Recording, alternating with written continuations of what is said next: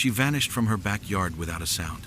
9 years later, she walked into a police station with nothing but a brass tag, a name, and a story that shattered everything. If you think all lost children are truly gone, this one will haunt you. Let me take you to Asheville, North Carolina, where rain still remembers. It was 5:46 a.m. when the station lights buzzed to life, flickering the way old bulbs do when they're tired of being noticed. The air in Asheville was soaked in late September's damp, grief-like quiet, the kind that wraps around your bones and whispers, "Something's not right." The rain had stopped maybe an hour earlier, leaving behind that smell, wet asphalt, old wood, the sour ghost of distant thunder. Orange street lamps blinked on the slick pavement, and a bent stop sign moaned every time the wind poked at it. The town was sleeping, mostly. Inside the precinct, Sheriff Laura Griffin walked down the narrow hallway with the kind of calm that only comes after 28 years on the job and 1,000 mornings just like this one. Her boots echoed against chipped tile. The break room reeked of burnt coffee no one dared to throw out. She didn't flinch at the sound of the ice machine dumping its guts. She didn't blink at the humming fluorescent bulb in the ceiling. But she did stop like she always did at the corkboard near the lobby. Yellowed flyers, torn edges, faces that stared out with smiles too bright for how long they'd been missing. But there, dead center, perfectly framed and laminated like it was Holy Emily Carter, 8 years old. Last seen the 3rd of October, 2013. Shoulder-length brown hair, blue eyes, missing from her own backyard. The photo was a snapshot, a candid moment frozen in time. Chalk on her shirt, a gummy smile with a front tooth missing. Pure joy. That was the last image anyone had of Emily. And Laura looked at it every single morning, like a ritual, like penance. Some days, it hit her like a freight train. Others, it barely whispered. But today it just sat there. Quiet, like the town. Then the phone rang once, and stopped. Not long enough to be accidental, just long enough to make her heart tick sideways. Laura turned toward the lobby just as a movement outside made her freeze. A figure stood on the sidewalk. A girl, still as stone, soaked to the bone, thin, pale, wearing a maroon hoodie that clung like skin. No knock, no wave, just eyes that looked like they'd seen hell and hadn't quite made it back. Laura didn't remember unlocking the door. She just did. And then suddenly, the girl was inside, trembling like her body couldn't decide if it wanted to stand or collapse. Wet hair plastered to her cheeks. Mud on her sneakers. Her arms wrapped around herself so tightly, it looked painful. And behind her, a woman's scream. A name. Emily. Rachel Carter, older now, with worry carved into her face, ran inside like her life depended on it. Her husband followed, confused, holding the car door, then fumbling to catch her as she nearly fell. Rachel's knees hit the floor. Her hands shook like leaves in a storm. "That's my baby. That's her. That's Emily." But the girl didn't move, didn't even flinch. Her eyes never left her hands, folded in her lap like a secret she wasn't ready to tell. No one breathed. It wasn't until 8:03 a.m. that she finally spoke, and only to one person. Sheriff Laura Griffin. Not her mother, not a doctor, not a detective. Just Laura. They sat alone in the interview room, the metal table cold beneath their elbows, the air thick with rain, sweat, and something else, something darker. The girl stared at Laura's badge, then the mirror, then the floor. "I was told not to talk," she said. Her voice was soft, raw, like it hadn't been used in years. "By who?" Laura asked gently. Emily blinked, then lifted her hand and set something on the table. A brass tag, old, dented, the kind used on dog collars. It had a number carved into it. No name, no address, just numbers. And one word etched into the back, property. Laura didn't say anything. She didn't need to. Emily's silence said enough. Rachel waited outside, clutching a photo of her daughter at age 8. She kept holding it up, comparing it to the young woman behind the glass. Same chin, same eyes, but older now. Different. Changed in ways you can't measure with a ruler or a mirror. Where had she been? And more importantly, why was she back? Emily didn't answer all at once. Her story came out in pieces. Like shards of broken glass, you couldn't pick them up all at once. And if you tried too fast, you'd bleed. She said she remembered the backyard, the way the grass felt, the sun on her face, the sound of a lawnmower down the street, her dog barking. Then, nothing. Then cold. And darkness. And a room with no windows. The man had no name, not one she was allowed to use, anyway. He was just him. He wore gloves even when he didn't need to. He smelled like engine oil and metal. His voice was low, slow, like he was always thinking before he spoke. She didn't know where the room was, or how long she was in it. There were no clocks, no windows, just a mattress, a metal bucket, and a speaker that told her when to eat or sleep. And the brass tag, that went on her ankle at first, then her wrist, then around her neck. Property, it said. She told Laura about the rules. Rule 1, no speaking unless spoken to. Rule 2, no crying. Rule 3, obey without hesitation. The punishment for breaking any of them, she didn't describe, not in detail. But she said something that made Laura's stomach turn. There were others, other girls, other voices. She never saw their faces, only heard their cries through vents in the wall, muffled sobs, screams that ended too suddenly. Sometimes she'd hear footsteps, then silence, then nothing at all. Emily was lucky, or maybe not. Depends on how you define survival. She escaped when the door jammed a mechanical failure during feeding time. It was a glitch, a hiccup in the system. She slipped through a hallway she didn't recognize, climbed through a maintenance shaft, and ran. She didn't stop running, not when her feet bled, not when it rained, not when it got dark again. She just ran toward the lights of a place she remembered from a dream. The Asheville Police Department. She remembered it from a school trip 2nd grade. They got stickers and plastic badges. That's where she went. Not home, not the hospital, just there. To be seen, to be believed, to be free. Laura knew better than to dismiss her. Trauma like this doesn't fake itself. The hollow stare, the way her hands curled around nothing, the hesitation before answering every question. She'd seen it before, not like this, but close enough. The tag was real. They sent it for forensic testing. The numbers led nowhere. No database match. No manufacturer on record. It was hand-stamped. Custom. And the word property? That wasn't a mistake. That was a mindset. A message. Someone had built a system. A machine. For taking children and keeping them. And Emily?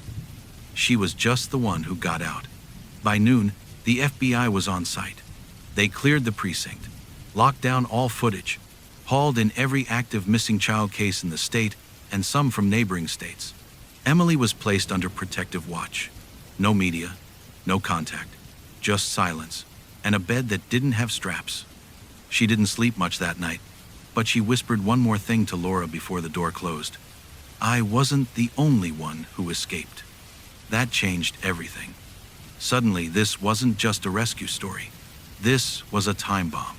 Because if there were others out there running, hiding, bleeding, scared, then whoever built that prison, they were losing control.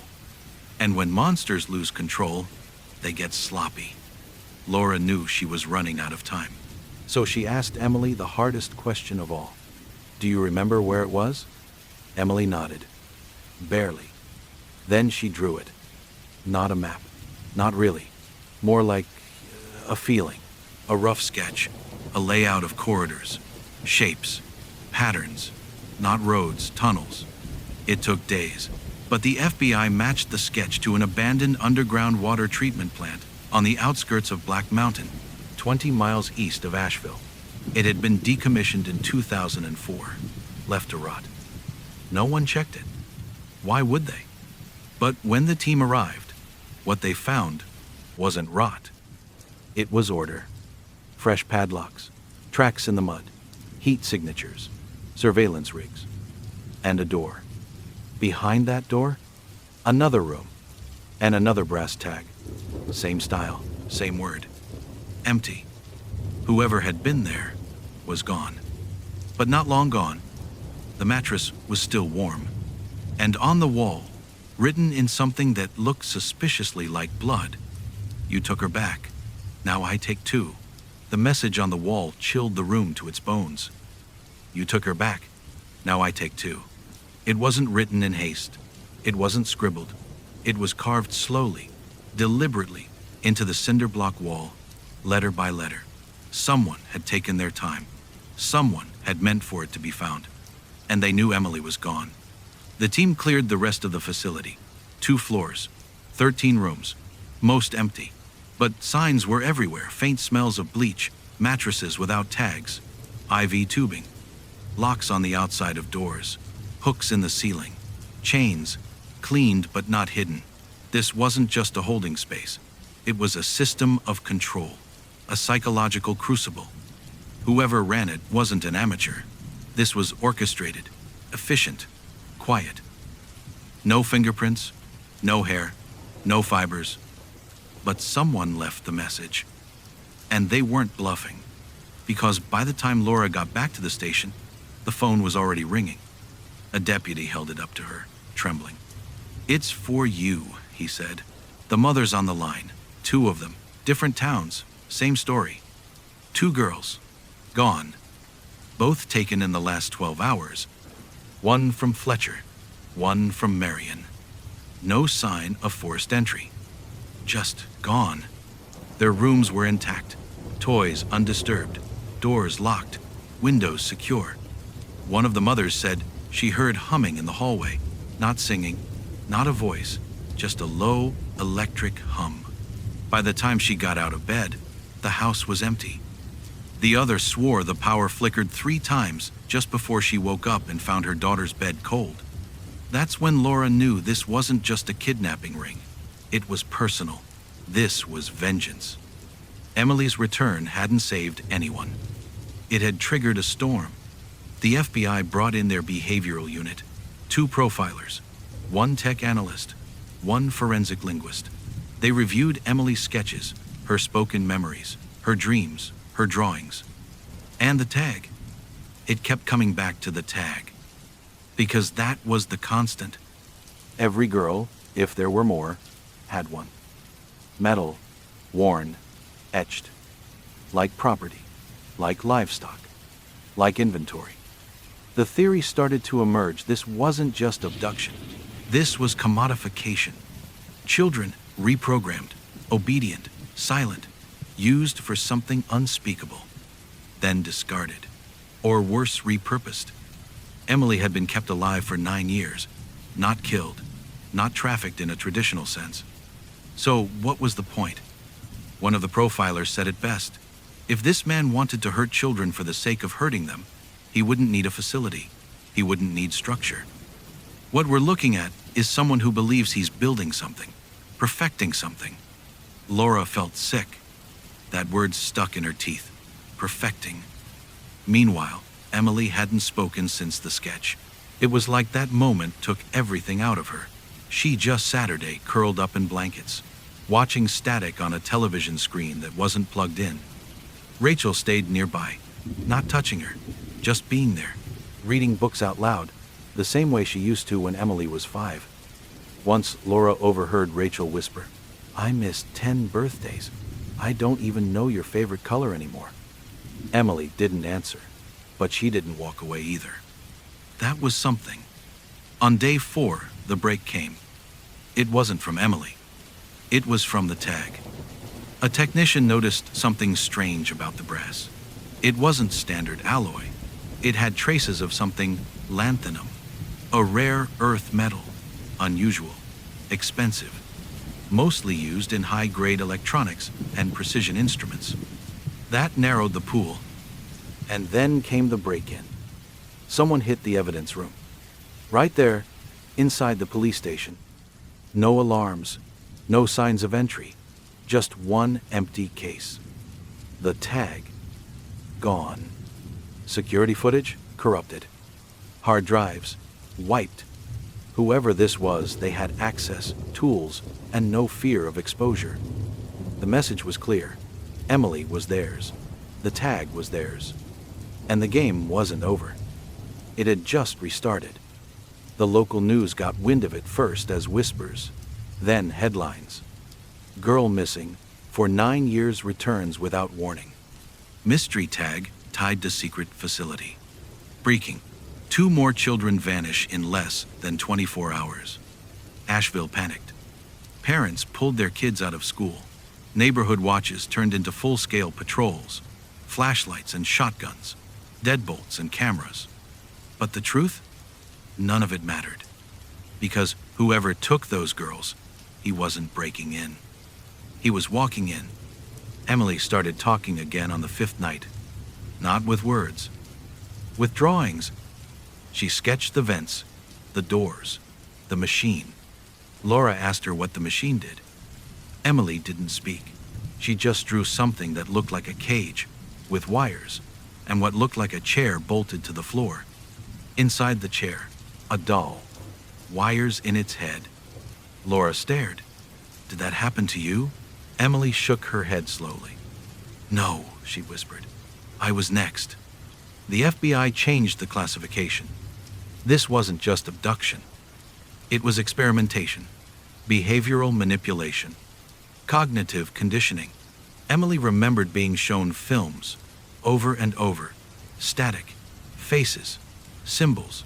She remembered being made to repeat phrases she didn't understand, being shocked when she got them wrong. Food was a reward. Water was a reward. Silence was expected. Every month, someone new came. Not the man with the gloves. Someone else. A woman, dressed in black. No face Emily could describe. Just a perfume strong, floral, sickening. She took notes. Spoke softly. Told the girls they were special. That the world had forgotten them. But she hadn't. And if they behaved, they could become something more. What that meant, Emily never found out. But she heard it enough times to believe it. By the end of the first week, Laura had mapped a potential ring. 4 sites across western North Carolina where missing children cases shared key similarities. No forced entry, electrical disturbances, no witnesses, and in each case, the presence of that low, humming sound. The kind that rattles inside your head but never leaves a mark. Only one lead came out of it. A retired utility worker from Buncombe County claimed he once serviced an abandoned transformer station out near Pisgah Forest and heard what he described as a choir of voices. He assumed it was kids playing in the woods. But now he wasn't so sure. Laura and her team went out that night. They brought dogs, drones, thermal cameras. Nothing. Just silence. Until 3:12 a.m., one of the dogs stopped, whined, started pawing at the dirt. There was a panel metal, rusted, covered in moss. It opened into a shaft. No ladder, just rungs bolted into the concrete. Laura didn't hesitate. She climbed down first. The air was cold, stale, metallic. Then the humming started. Faint at first, then louder, until it buzzed behind her teeth. They reached the bottom. Another door. Behind it, a single chair. Empty. Cables, dried blood, and a speaker on the wall. Then the speaker crackled, and a voice whispered, "She wasn't supposed to leave." Laura stared at the speaker. The voice was deep, hollow, almost machine-like. The line stayed open, but the voice said nothing else. Then, without warning, the door behind them slammed shut. Total darkness. The humming surged. Flashlights flickered, then went dead. For 45 seconds, they were blind. And then, everything went quiet. When the lights came back, the chair was gone. Not empty. Gone. As if it had never been there. They resurfaced, shaken. One of the agents quit the next day. Wouldn't say why. Just handed in his badge and walked away. But Laura didn't walk away. She went back to Emily, sat her down across from her and said, You're not just a witness, you're the key. Emily looked her in the eye and said something that didn't make sense at first. It's not one man, it's a program. Laura blinked. What kind of program? Emily stared at the wall. They said we were prototypes, versions. They were testing reactions, responses, trying to make us ready. Ready for what? Emily looked at her and whispered, for the ones who come next. Ready for what? That question echoed through Laura's head long after Emily had gone quiet again. For the ones who come next. It didn't sound like a warning. It sounded like a prophecy. Laura barely slept that night. She sat in her office watching the playback of the vent facility, rewinding the moment the chair vanished, frame by frame. Click, back, click, forward. Gone. No mechanical tracks, no noise, just disappeared. It didn't make sense. None of it did. This wasn't just a madman playing God. This felt bigger and colder, like someone had planned every detail down to the second. Like whoever or whatever was behind, this wasn't just trying to hide. They were testing limits.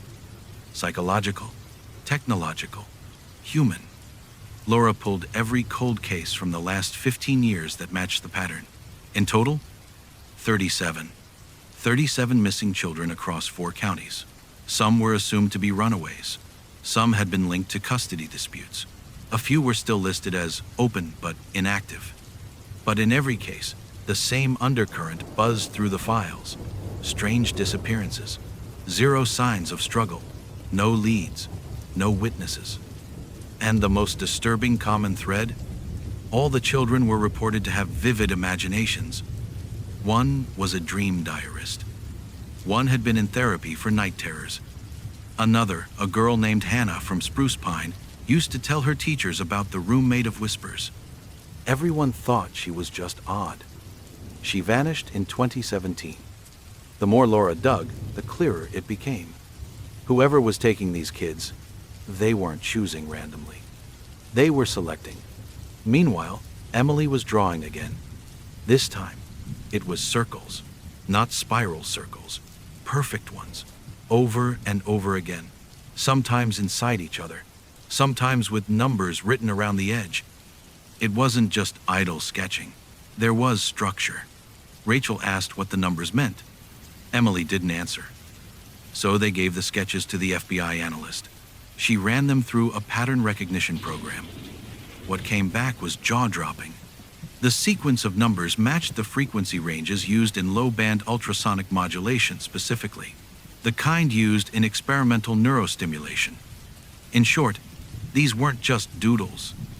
These were transmission codes. Emily had memorized them. The machine she'd mentioned, the cage, the wires, it wasn't just punishment. It was programming.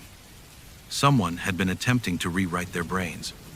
And Emily, whether she knew it or not, had retained pieces of that code.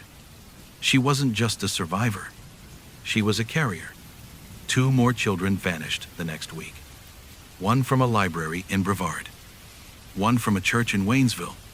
Both had been alone for less than 2 minutes. Both had reported nightmares the week prior. Both were last seen near flickering lights. That made 4 since Emily returned.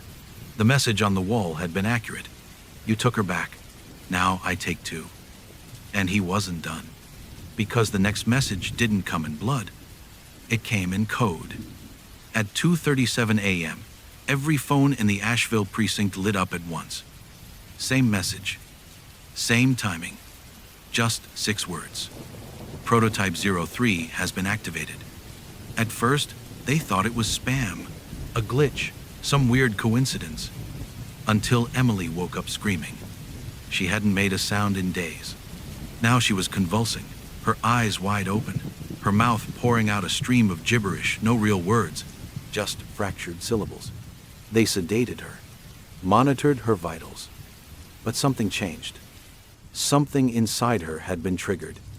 Laura reviewed the files again. Prototype 03. If Emily was one of several, what did that make the others? Were they all programmed? Were they all carrying something? And worse, what happened when they were activated? Rachel stayed by her daughter's side. but she was breaking. She told Laura one night, "Sometimes I look at her, and it's like she's in there, my little girl, but then she looks past me like she's listening to something I can't hear." Laura didn't have the heart to say what she feared most. Maybe she was. That night, Laura had a dream. She was back in the water plant, but it wasn't abandoned anymore. It was humming, lights glowing, doors opening and closing, rows of children strapped to chairs, their eyes rolled back, whispering in unison. Then one of them turned to her and said, "You shouldn't have brought her home." She woke up drenched in sweat, the room buzzing like a hornet's nest. And that's when the power went out. Citywide. For 47 seconds. Total blackout. Then, just as suddenly, everything turned back on, except the security system at the precinct. It had been fried. Servers wiped. Evidence files gone. And Emily's room? Empty. There were no signs of forced entry. No broken windows. No missing keys. But Emily Carter was gone. Again. And this time, she didn't leave a note. She didn't leave a drawing. She just vanished. Rachel collapsed. Collapsed into a cry so sharp it made the tiles shudder. Laura had to sedate her too. No mother should survive the same loss twice. Especially not like this. But Laura wasn't giving up. This time, she had more than a sketch. She had a location. Sort of. Buried in the metadata of the last corrupted video file from Emily's room was a geographic coordinate string, garbled, partial, but traceable. It pointed northeast, deep into the Blue Ridge Parkway. Laura didn't wait. She assembled a team, unofficial, off the books. Just 6 people. People she trusted. Because she knew the more official it was, the more risk someone on the inside would find out. And if this thing really was a program, if it was backed, funded, protected, then the enemy wasn't just out there. It could be in her own department. They drove north for 3 hours. Past the overlooks. Past the ranger stations. Until they found it. An entrance. Not visible to the naked eye. Hidden behind a fake boulder. Inside, a tunnel. A stairwell. Steel reinforcements. Concrete corridors. This wasn't built in secret. This was built with intention. And funding. Inside were rooms, empty beds, IV poles, monitors blinking, and one active camera, pointed at a chair, empty. Except for one thing, a drawing, Emily's. Same circles, same numbers, and beneath it one word, scribbled in blocky, childlike handwriting, awake. The facility was vast. Corridors stretched in every direction, but it was quiet. Too quiet. Until they found the second room, and in it 2 children. Alive. Sleeping. Monitored. IV lines in their arms. Wires on their heads. When they tried to move them, alarms sounded. The doors slammed shut. Gas hissed from the vents. 2 of Laura's team collapsed instantly. The rest fought through it, dragging the children out before backup arrived. They got out alive, but barely. And the children? Still unconscious. Still humming, low, rhythmic, like a code trying to run itself. They were taken to a secure medical wing. The FBI tried to intervene, but the kids didn't respond. They just lay there, eyes open, mouths slack, whispering numbers in perfect sync. They weren't kids anymore. They were systems. And the worst part? Neither of them was Emily. Back in Asheville, another message appeared. This time on every digital billboard across town. 3 words. No signature. Just Prototype 01 returning. And the image behind the text? A girl. In a maroon hoodie. Eyes glowing faintly. Walking toward the city. Listen. That's all the message said. But the voice? It didn't come from the computer's speakers. It came from inside Laura's head. Just a whisper at first. Almost like it didn't belong to any language at all. But then, Like a dream snapping into focus, it began to form words she knew. You opened the door. Now you can't close it. Laura slammed the laptop shut, unplugged it, ripped the battery out. The sound kept going. That night, she didn't sleep. Every screen in her house stayed off. The lights, too. She just sat there in the dark, trying to make sense of it. But deep down, she already knew. It wasn't Emily who had come back. It was something else. Something that had used her face, her voice, her memories. Emily had been the message all along, and now the message had legs. The next morning, Rachel Carter was found sitting outside the medical facility. Barefoot, soaked in dew, eyes glazed, repeating the same phrase. "She's not my daughter." Over and over again. "She's not my daughter. She's not my daughter. She's not my..." The nurses sedated her. She was admitted under psychological evaluation, but Laura knew sedation wouldn't fix it. Rachel had seen something. Something in Emily's eyes, or behind them. Something that knew she was watching. Inside the facility, Emily had stopped speaking entirely. She no longer responded to voices or movement. She just stared straight ahead, and her heartbeat had changed. Not faster, not slower, just in sync. With what? Nobody knew, but one nurse noted something strange. Emily's pulse matched the same frequency as the building's ambient hum. Exactly. Hertz for hertz. Like she was tuning herself. Like she was syncing to something outside. Or above. Then came the audio files. An independent journalist, anonymous, paranoid, brilliant, reached out to Laura with something terrifying. He'd been monitoring electromagnetic anomalies in western North Carolina since 2014, following patterns, static bursts, short-wave distortions. After Emily resurfaced, he detected a sudden spike in low-frequency modulated bursts, signals that matched no known origin, format, or source. And buried deep inside one of those transmissions was a voice. It was quiet, glitchy, and warped like it was speaking through 100 broken radios at once. But the words? They were clear. There are 27 active prototypes, 5 reclaimed, 22 pending, reclaimed. That meant taken back, or triggered. Laura sent the file to a linguist who specialized in spectrographic analysis. He found a secondary signal, a layered tone embedded underneath the message. Not words, not music, just a rhythmic pulse. When mapped visually, it resembled something familiar. A human brainwave. Delta pattern. Sleep state. The voice wasn't just a message. It was a key. A sonic password designed to access the subconscious. And Emily? She was the vessel carrying it.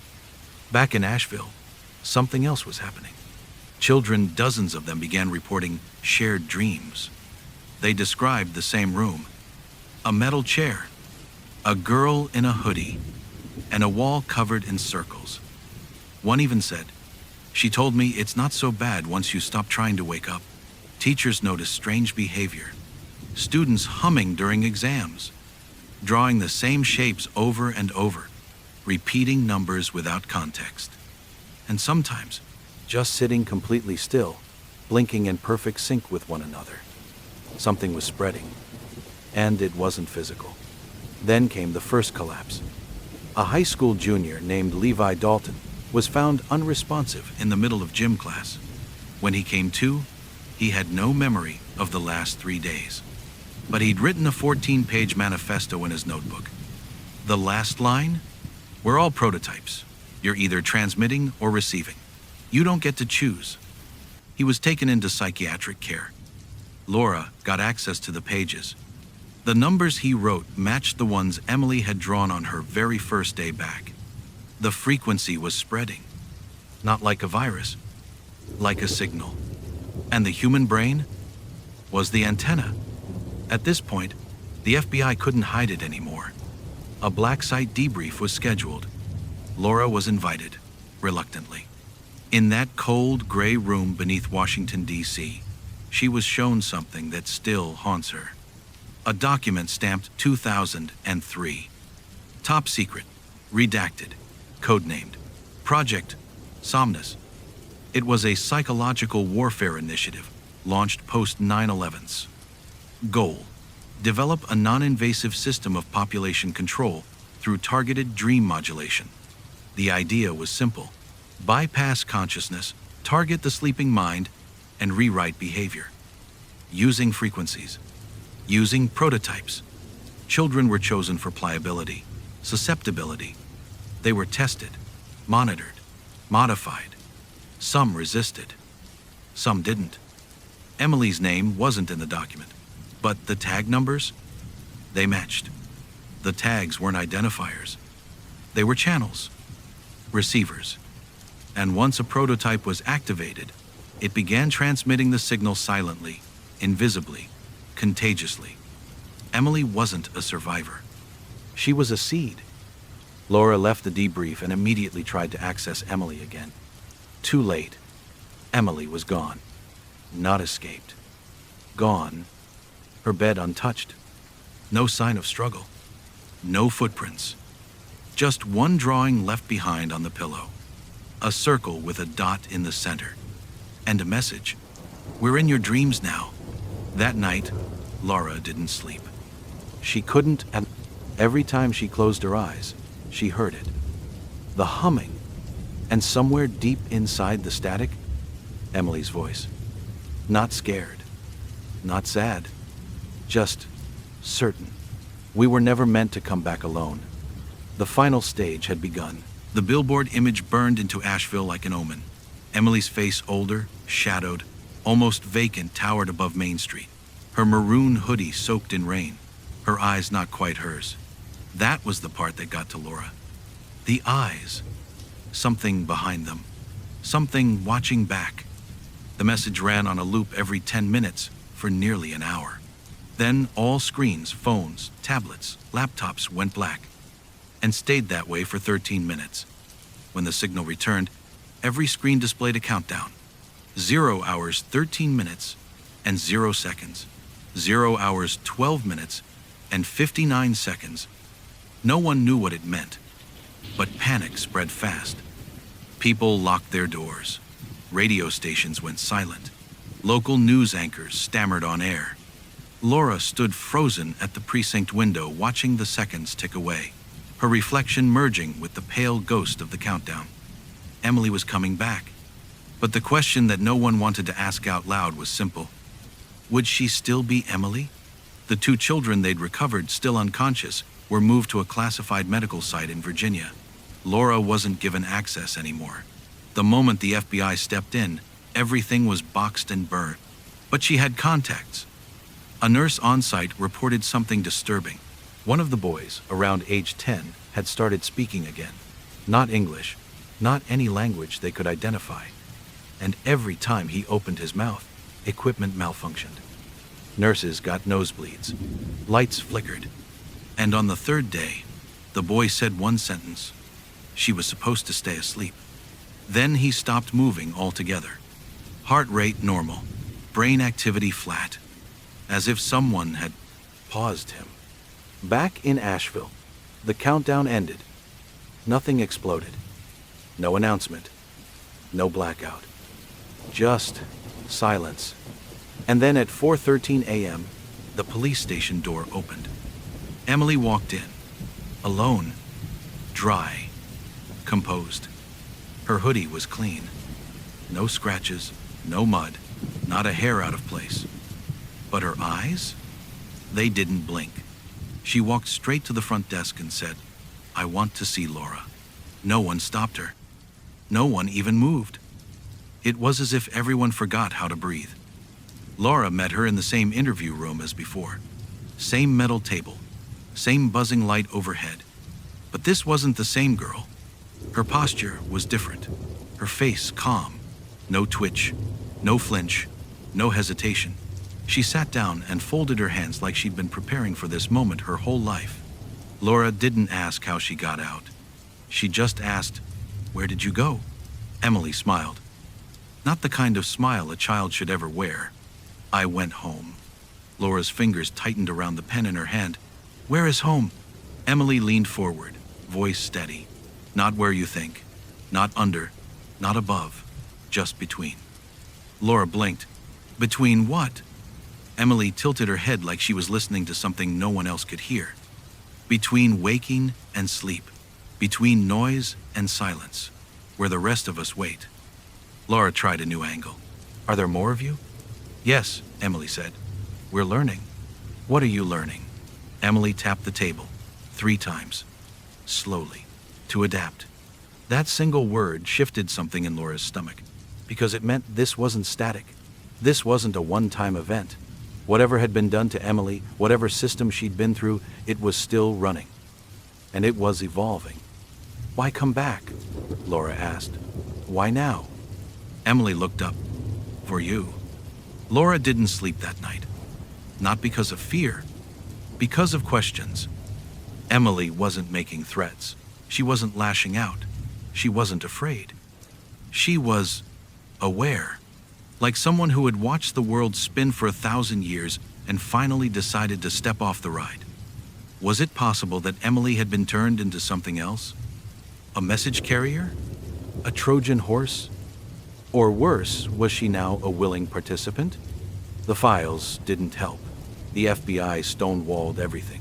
The governor went on television and called the whole thing an unfortunate hoax driven by internet hysteria. But the town knew better. They'd seen her. She wasn't a ghost. She wasn't a rumor. She was walking their streets again. Then came the incident. 3rd day after Emily's return, a man named Keith Dorman was found standing in the middle of Highway 70, facing oncoming traffic, eyes rolled back, whispering a sequence of numbers. Same numbers Emily had drawn. He was picked up by highway patrol. No drugs, no alcohol, no history of mental illness. When asked where he learned the numbers, he said, I dreamed them. They showed him a photo of Emily. He burst into tears and said, that's the girl from the forest. He'd never seen her before, at least not awake. Laura tracked him down, interviewed him personally. Keith said he was camping up in Craggy Gardens the week Emily vanished. Said he heard a sound like a tuning fork and followed it. Thought it was a hiker in distress. He got lost, blacked out. When he woke up, it was morning. He went home, told no one. But he dreamed about it every night for 9 years. About a girl in a chair. A room with no corners. A voice on a speaker saying, we are all prototypes. Emily was moved again. Voluntarily. She agreed to stay at a medical facility, isolated, monitored, but she didn't resist. She just asked for crayons and paper. And each day she drew more circles, more numbers, more names. Names of children who hadn't been reported missing yet. Not officially. But the calls started coming. One by one. Parents reporting flickering lights, humming sounds, kids sleepwalking, kids whispering strange phrases in their sleep, kids saying they'd been spoken to. And just like that, a new pattern emerged. This wasn't about abductions anymore. This was about recruitment. Emily wasn't just a survivor. She was a vector, a carrier signal. And now the frequency was spreading. Laura tried to shut it down, blocked access, killed the internet feed, seized local servers. But the message kept replicating. On receipts, on ATM screens, even in static on televisions left on mute. Always the same. They're learning to speak. And then one night, Laura came home to find her laptop open. She never left it open. On the screen, one word. Listen. She pressed play, and a voice not Emily's said, you should not have brought her back. It's been 4 months since Emily vanished the 2nd time. Or maybe the 3rd. No official records acknowledge her name anymore. The laminated photo is gone from the precinct wall. The Carter case has been scrubbed. As far as the state's concerned, there was no girl, no signal, no program. But Laura Griffin remembers. because she hears it every night. That hum, that same low, vibrating chord just beneath her thoughts. Sometimes it wakes her.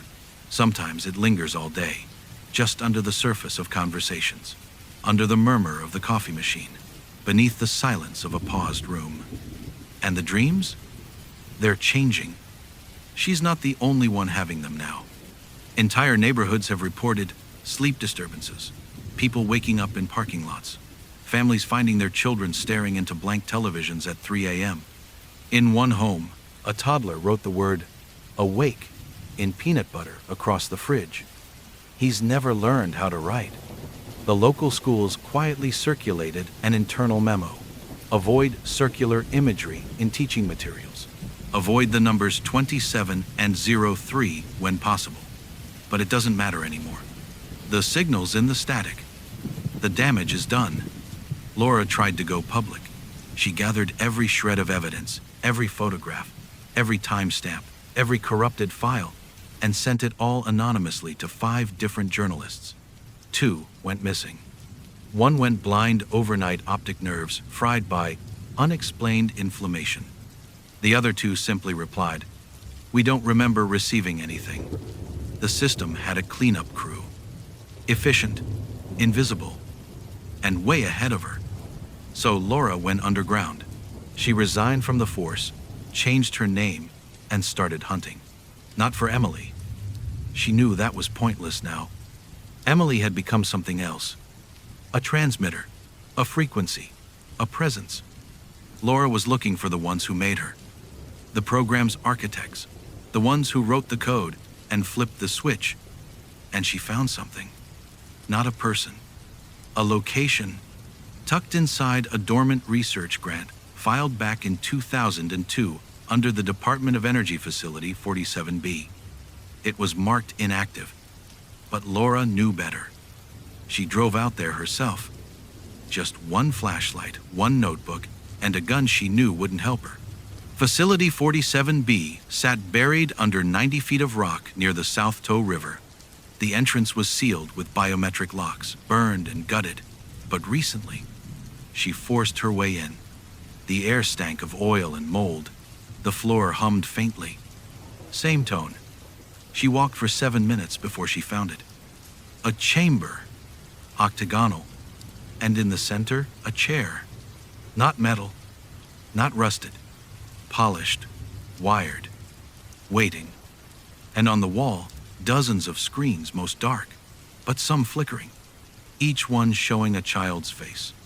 Blank, silent, watching. And above the chair, one final message burned into the ceiling in warped, backlit red. "We never left. We just waited for you to listen." Laura should have run, but instead, she stepped forward. She stared at the chair. It didn't look threatening anymore. It looked familiar, like it had been waiting just for her, like it had always been meant for her. She reached out and heard the hum shift deeper now, richer, like something unlocking. And for the first time since Emily reappeared, she understood the signal, not as noise, not as madness, as invitation. They weren't stealing children. They were growing receivers, building a network, not to control us, to replace us. Because if enough of us dream the same dream, reality bends. And they were bending it, one mind at a time. Laura never left that room, at least not physically. But she exists now, somewhere between frequencies. Sometimes, in the silence before a storm, you can almost hear her voice in the wind. Don't wake up. You'll only remember. Rachel Carter is still alive. She lives in a state-funded care center 2 towns over. She doesn't speak, but every morning she draws the same thing on her window, using the condensation from her breath. A single, perfect circle, with a dot in the center. And every night, she wipes it away before the nurse walks in. People say Asheville is quiet now, peaceful, but that's not true. It's just paused, like a tape waiting to unspool. And if you stand outside the old precinct just before dawn, you might see her. A girl, standing on the sidewalk, still, motionless, wearing a maroon hoodie, waiting. Emily Carter didn't come back to be found. She came back to make sure no one else would ever be truly lost again. Because now, we're all part of it. The dream, the signal, the program. And whether you believe or not, it's too late. You're already listening. If this story left you chilled, unsettled, or just plain haunted, good. That's exactly what it was meant to do. Now, check out the next video on your screen. It gets even darker from here.